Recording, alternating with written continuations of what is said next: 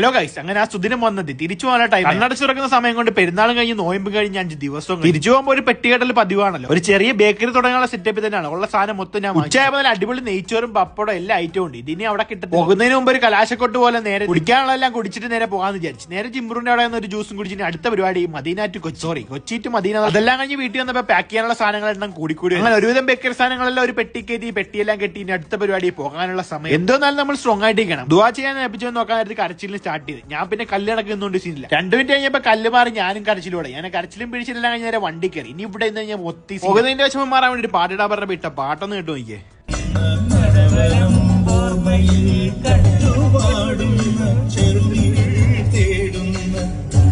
എന്തായാലും ഇട്ട പാട്ട് സൂപ്പർ. വഴിയുള്ള അടുത്ത പരിപാടി ഫുഡ് കഴിക്കാൻ വേണ്ടി കടലോട്ട്. ഞങ്ങൾക്ക് ഫുഡ് വേണ്ട കഴിച്ചിട്ട് വന്നെന്ന് പറഞ്ഞ് മാറിയിരിക്കുന്നതാണ്. ആ അൽഫാമും മന്തി വിട്ടൊരു കളിയില്ല, അത് ഓർഡർ ചെയ്ത് വെയിറ്റ് ചെയ്തിരിക്കുന്നതാണ് ഈ കാണുന്നത്.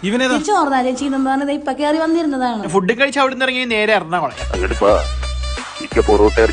എയർപോർട്ടിന്റെ മുമ്പിൽ നിന്ന് ഒരു ചായ വെള്ളവും ഫറലാണ്. അവിടെ നിന്ന് ഒരു വെള്ളം കുടിച്ചിട്ട് അടുത്ത പരിപാടി നേരെ എയർപോർട്ട്. വീഡിയോക്ക് വേണ്ടി ഞാൻ പോകുന്നതിന്റെ വിഷമം തലങ്ങും വിലങ്ങും അഭിനയിച്ച് കാണിക്കുന്ന നമ്മളെ കൂട്ടുകാർ. അവന്മാരുടെ കെട്ടിപ്പിടുത്തെല്ലാം കഴിഞ്ഞ് ഞാൻ നേരെ ആകത്തിട്ട് സംഭവ ബഹുലമായ മദീന യാത്ര അടുത്ത വീഡിയോ. അപ്പൊ ഓക്കെ ബൈ.